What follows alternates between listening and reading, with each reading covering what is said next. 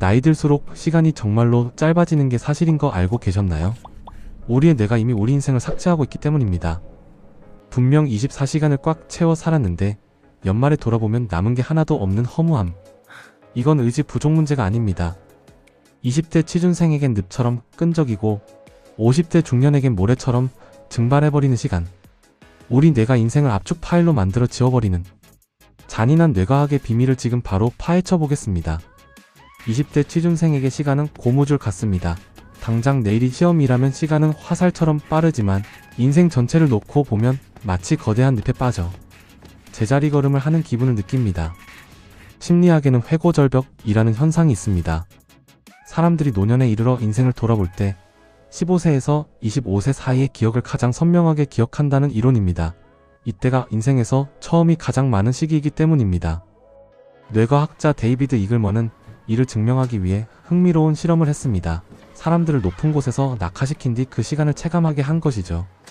결과는 놀라웠습니다. 사람들은 실제 추락 시간보다 훨씬 더 긴 시간을 경험했다고 답했습니다. 위기 상황에서 뇌가 생존을 위해 주변 정보를 초당 수천 프레임으로 미친 듯이 기록했기 때문입니다. 처음 가본 대학 교정, 첫 면접의 떨림 같은 처음의 순간들 역시 뇌는 비상사태처럼 모든 에너지를 쏟아부어 고해상도로 기록합니다. 하지만 지금의 취준생들은 어떻습니까? 처음이 사라진 자리에 반복이 들어찼습니다. 매일 같은 시간 기상, 같은 독서실, 같은 단어장. 뇌과학적으로 반복되는 일상은 뇌에게 중요하지 않은 중복 데이터일 뿐입니다. 뇌는 에너지를 아끼기 위해 이 구간을 통째로 편집해버립니다.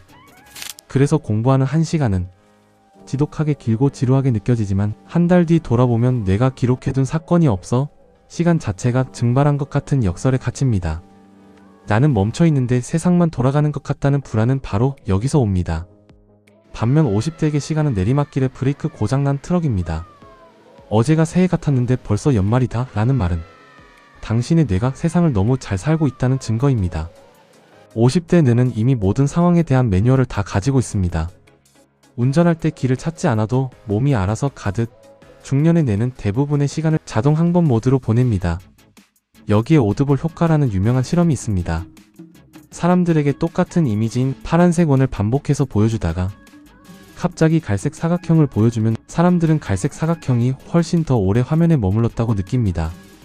실제 시간은 똑같았는데 말이죠. 뇌는 익숙한 것은 대충 보고 넘기지만 새로운 자극은 정보를 처리하느라 시간을 늘려서 인식하기 때문입니다.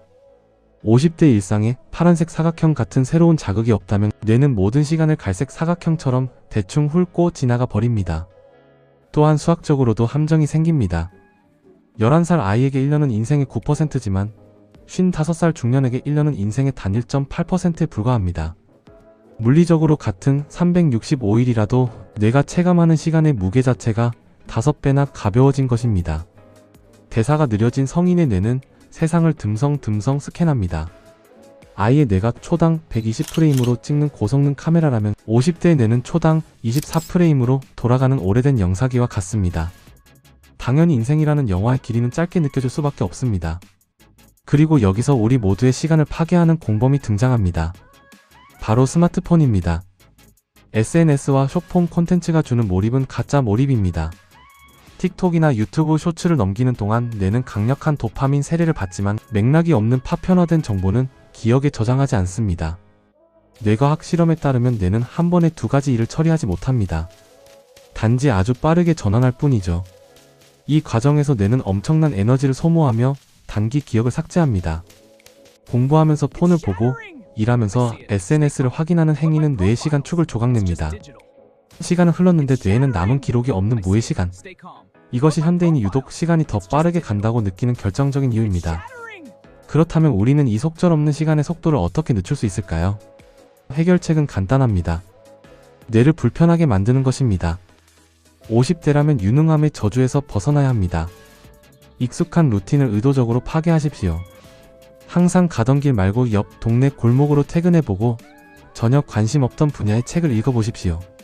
뇌가 당황하며 에너지를 쓰는 순간 당신의 시간은 다시 느려집니다. 20대라면 반복되는 일상 속에 뇌가 편집하지 못할 감정의 이정표를 세워야 합니다. 단순히 공부 시간을 기록하는 게 아니라 오늘 내가 느낀 미세한 감정이나 점심에 먹은 새로운 메뉴의 맛을 구체적으로 메모하십시오. 뇌는 감정과 오감이 연결된 기억을 우선적으로 저장합니다. 또한 시간의 밀도를 높이려면 역설적으로 지루함이 필요합니다.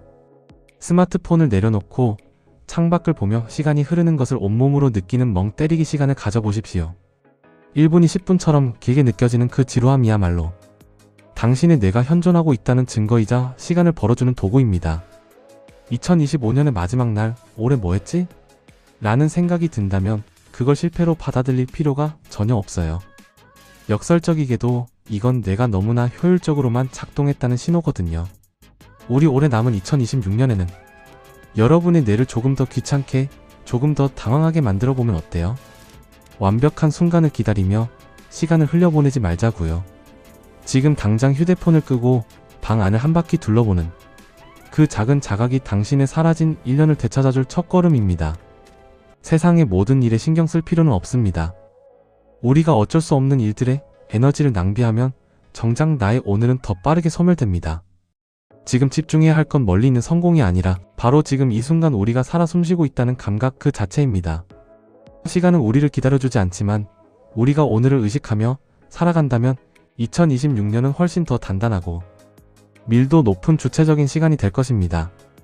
2026년의 마지막 날, 우리가 참 긴 한 해였다라고 말할 수 있기를 진심으로 응원합니다. 짧은 심리학의 내용을 실생활에 반영해서 영상을 만들고 있는데요. 공감하거나 재미있으시다면 구독과 좋아요로 함께 힐링과 성장의 공간으로 활용해주시면 좋을 것 같아요. 감사합니다.